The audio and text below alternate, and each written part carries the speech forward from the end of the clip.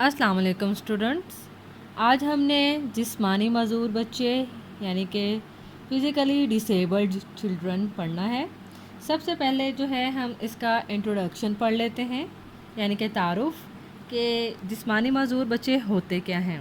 ٹھیک ہے، ایسے بچے جو کسی چوٹ، حادثے یا بیماری کی وجہ سے جسمانی طور پر معذور ہو جائیں یا اپاہج ہو جائیں، ان کو ہم جسمانی طور پر معذور بچے کہتے ہیں۔ ٹھیک ہے، ایسے بچے جو کہ حسی خرابیوں اور جسمانی امراض کے علاوہ صحت کی بھی خرابیوں کا شکار ہوں، وہ بھی جو ہیں جسمانی معذور بچوں کے اندر آئیں گے۔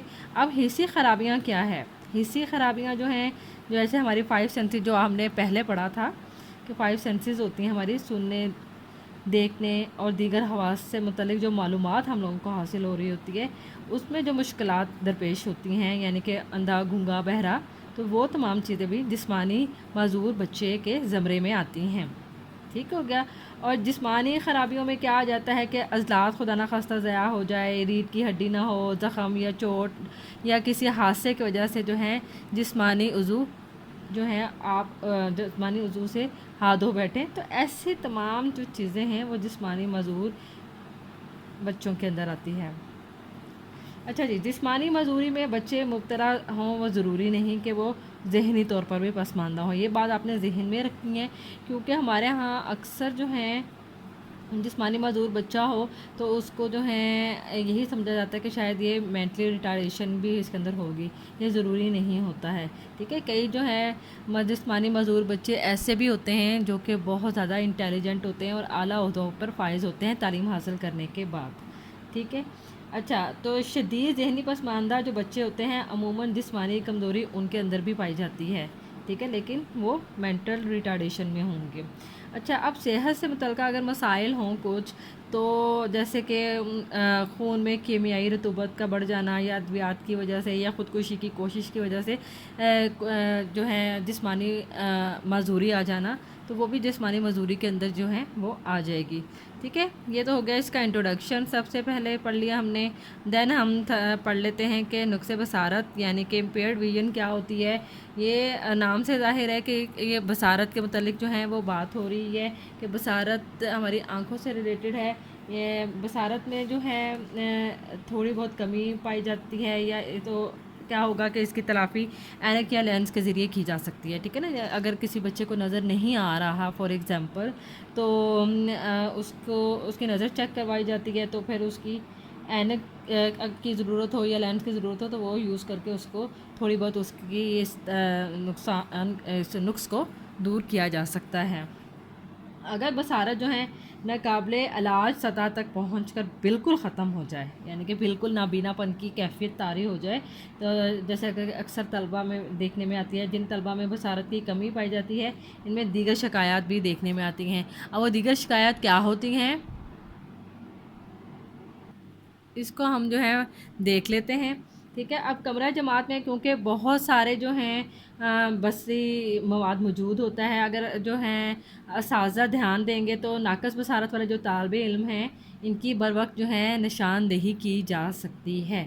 ٹھیک ہے نا، کیونکہ ٹیچر کو پتہ چل جاتا ہے کہ کوئی بورڈ پہ کوئی چیز لکھی ہوئی ہے تو کسی طالب علم کو دیکھنے میں مشکل ہے، یا اسے نظر نہیں آ رہا، یا وہ آنکھوں کو بار بار مل رہا ہے، یا کسی قسم کی علامات اس میں ظاہر ہو رہی ہیں، تو وہ فوراً سے اس کی نشاندہی کر لے۔ ٹھیک ہے، یہاں پر ہم نے کچھ علامات اس کی پڑھ لیتے ہیں کہ کون کون سی علامات جو ہیں وہ انیشیل سٹیج پہ جو ہیں وہ فوراً سے دیکھ کے امپیئرڈ ویژن کی سامنے آ سکتی ہیں۔ ایسے طالب علم جو ہیں جب کلاس میں ہوتے ہیں تب وہ کثرت سے آنکھیں مل رہے ہوتے ہیں، ٹھیک ہے، اور اپنے سر کو جو ہے ٹیڑھا رکھتے ہیں اکثر، ٹھیک ہے، اور اکثر ان کا جو ہے سر چکرا رہا ہوتا ہے، یا پھر سر میں بہت زیادہ درد ہوتی ہے، اس کی شکایت اکثر وہ کرتے ہیں۔ ان کی آنکھوں سے بہت زیادہ پانی جو ہے وہ بہہ رہا ہوتا ہے، اور جو ہے آنکھیں سرخ یا سوجی ہوئی ان کی محسوس ہو رہی ہوتی ہیں۔ اب اساتذہ کی جو ہے وہ ذمہ داری ہوتی ہے کہ وہ اگر ایسی تمام علامات اگر کسی طالب علم کے اندر دیکھتے ہیں تو بر وقت آنکھوں کے ڈاکٹر سے رجوع کرنے کا ان کو مشورہ دیں، ٹھیک ہے، تاکہ بصری نقص جو ہے اس کی تلافی کر کے فوراً سے تعلیمی مشکلات پر قابو پایا جا سکے۔ ٹھیک ہے، لیکن جو نابینا طالب علم ہوتے ہیں وہ کیا کرتے ہیں کہ وہ سمعی حواس یعنی کہ جو کانوں کے ذریعے سنتے ہیں ہم آواز، ان پر زیادہ بھروسہ کرتے ہیں. ٹھیک ہے، اس لیے اگر ایسے طالب علم ہوں جن کو پڑھانا ہو اور ان کی نظر کمزور ہو، تو ان کے لیے تدریسی عمل میں ہم کیا کر سکتے ہیں کہ سماعتی مواد جو ہیں زیادہ شامل کر سکتے ہیں، یعنی کہ وہ ہیئرنگ پروسیس سے جو ہے اپنا لرننگ پروسیس کو بہتر کر سکیں. اس طریقے سے ان کی مشکلات پر قابو پایا جا سکتا ہے. ٹھیک ہے، اس کے علاوہ اگر مکمل بلائنڈنس ہے یعنی کہ نابینا افراد ہیں، تب کیا کریں گے کہ ان کے لیے بریل سسٹم کے ذریعے بھی جو ہے ان کو تعلیم دلوائی جا سکتی ہے. بریل سسٹم کا میں نے آپ کو پیچھے بتایا تھا کہ جو کہ مخصوص ابھار والی ایک مشین ہوتی ہے جو کہ وہ نابینا افراد اپنے پوروں کے ذریعے اس کو فیل کر رہے ہوتے ہیں، ورڈز کو اس کے ذریعے وہ پڑھتے ہیں. ٹھیک ہے، نیکسٹ آ جاتے ہیں سمعی نقص کی طرف، یعنی کہ امپیئرڈ ہیئرنگ. امپیئرڈ ہیئرنگ جو ہے یعنی کہ کان سے متعلق اس کی بات ہو رہی ہے، جو کہ ہم اپنے کانوں کے ذریعے آواز سنتے ہیں. اگر اس میں نقص پایا جائے تو اس کو سمعی نقص کہتے ہیں. اس میں عدم سماعت، مکمل عدم سماعت بھی ہوتی ہے، یعنی کہ مکمل امپیئرڈ ہیئرنگ بھی ہوتی ہے، اور جو ہے کچھ حد تک جو ہے نوعیت کی سمعی نقص بھی ہو سکتا ہے. سماعت کی اگر تھوڑی بہت کمی بیشی ہو تو کیا کرتا ہے کہ ایسے طالب علم کو اگلی نشستوں پہ بٹھا کے اس کمی کو پورا کیا جا سکتا ہے. اگر سمعی خرابی زیادہ ہوتی ہے تو پھر کیا کریں گے کہ جو ایک امدادی آلہ ہوتا ہے صوت، اکثر آپ نے دیکھا ہوگا کہ جو نہیں سن سکتے ہیں، بہرے ہوتے ہیں، انہوں نے اپنے کان کے ساتھ ایک آلہ لگایا ہوتا ہے، اسے ہیئرنگ ایڈ بھی کہتے ہیں. تو اس کو لگا کر جو ہے سمعی مشکل دور کی جا سکتی ہے. ٹھیک ہے، ایسے افراد جو سمعی آلہ لگا کر بھی نہ سن پائیں وہ مکمل طور پر بہرے کہلاتے ہیں. ٹھیک ہو گیا، یہ بات آپ نے کلیئر کرنی ہے. اور ایسے بچوں کے لیے تدریس کا جو میتھڈ ہے، یعنی کہ ان کے لیے کیسے ان کو لرننگ پروسیس بہتر کروائی جا سکتی ہے. ان کو مخصوص تعلیمی اداروں میں ایک تو وہاں پہ پڑھایا جاتا ہے، اور وہاں پہ ان کو اشاروں کی زبان یعنی کہ سائن لینگویج کے ذریعے جو ہے ان کی لرننگ پروسیس کو کمپلیٹ کروایا جاتا ہے. ٹھیک ہو گیا. اب جو ہے ایسے طلبہ کی جو کہ سمعی خرابی ہوتی ہے، ان کے طلبہ کی تدریس کے لیے کیا سجیشنز ہیں، کیا گزارشات ہیں، وہ ہم دیکھ لیتے ہیں کہ ایسے طلبہ کی تدریس کے دوران جو ہے کن جو ہے امور کا خیال رکھا جائے تو ان کی مشکلات پر قابو پایا جا سکتا ہے. سب سے پہلے بصری سطح پر آ کر بات کریں، یعنی کہ طلبہ کی جو آئی لیول ہے اس پہ آ کے بات کریں. یعنی کہ وہ آنکھوں سے تو دیکھ رہے ہیں، تو وہ ہونٹوں کی جو موومنٹ ہوتی ہے اس سے پتہ چل جاتا ہے ان کو کہ آپ اگلا انسان کیا کہہ رہے ہیں. ٹھیک ہے، اس کے علاوہ جو ہے ٹیچر ہونٹوں کو بے جا حرکت نہ دے. ٹھیک ہے، یہ نہ ہو کہ وہ کچھ اور سمجھ لیں. ٹھیک ہے، اس لیے میں نے آپ کو کہا ہے کہ وہ بصری سطح پر آ کر بات کریں گے تو وہ ہونٹوں کو دیکھ رہے ہوں گے، اور ہونٹوں کی بے جا جو ہے حرکت نہیں ہونی چاہیے. اس کے علاوہ جو ہے ٹیچر کا جو ہے منہ وہ جماعت کی طرف ہو. ٹھیک ہے، اگر وہ وائٹ بورڈ کے اوپر کچھ لکھ رہا ہے تو یہ نہ ہو کہ وہ وائٹ بورڈ کے اوپر ہی لکھتا چلا جا رہا ہو اور بولتا چلا جا رہا ہو. تو اس کی وجہ سے کیا ہوگا کہ جو سمعی نقص والے طلبہ ہیں ان کو پتہ نہیں چلے گا کہ ٹیچر کیا پڑھا رہا ہے. ٹھیک ہو گیا. اس کے بعد ہے سامنے والی سیٹ کے کارنر پر بٹھا کے جو ہے اس کمی کو دور کیا جا سکتا ہے، کیونکہ سامنے جو ہے آواز زیادہ جا رہی ہوتی ہے. اس کے علاوہ جو ہے ایسے ٹیچر کو جو ہیں ایسے جو اسپیشل بچے ہوتے ہیں ان کے ساتھ گفتگو کا ہنر سیکھنا ہونا چاہیے، یعنی کہ ان کو آنا چاہیے کہ کس طریقے سے جو ہے ان کے ساتھ گفتگو کی جائے.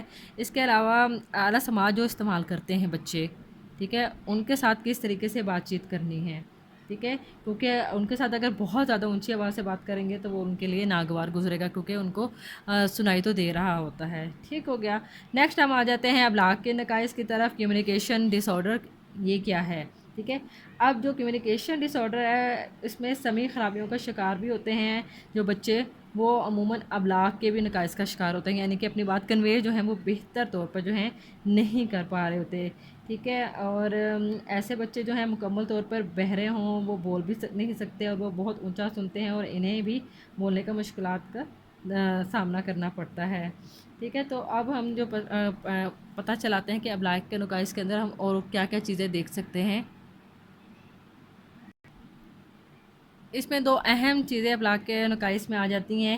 ایک جو ہے گفتگو، دوسری زبان. ٹھیک ہے، زبان یا لینگویج سے مراد کیا ہے کہ خیالات کا ابلاغ کرنا، یعنی کہ جو خیالات آپ کے مائنڈ کے اندر ہیں اس کا ہم زبان کے ذریعے اظہار کر رہے ہوتے ہیں، ٹھیک ہے، یعنی کہ لکھے ہوئے حروف، علامات، اشارے، ان کو ہم اپنے زبان کی مدد سے جو ہیں ان کو کمیونیکیٹ کر رہے ہوتے ہیں، یعنی کہ دوسروں تک پہنچا رہے ہوتے ہیں۔ دوسرا آ جاتی ہے گفتگو، یعنی کہ گفتگو میں آپ جو ہیں بول رہے ہوتے ہیں، اپنی بات کنوے کر رہے ہوتے ہیں، سمجھا رہے ہوتے ہیں، اور آپ مسلسل بھی بولے چلے جا رہے ہوتے ہیں۔ تو زبان اور گفتگو یہ دو چیزیں جو ہیں ابلاغ کے نقائص کے اندر جو ہیں پائی جاتی ہیں۔ اگر یہ دونوں چیزیں خراب ہوں، بہتر طریقے سے جو ہیں وہ اپنا میسیج دوسرے تک کنوے نہیں کر رہی ہیں، تو یہ ابلاغ کے نقائص کے اندر آتی ہیں، ٹھیک ہے۔ آگے ہم جو ہیں کل پڑھیں گے کہ گفتگو کے نقائص کیا ہوتے ہیں۔ آج کے لیے ہم لوگ اتنا ہی پڑھتے ہیں، ٹھیک ہے۔ اوکے، تھینک یو، اللہ حافظ۔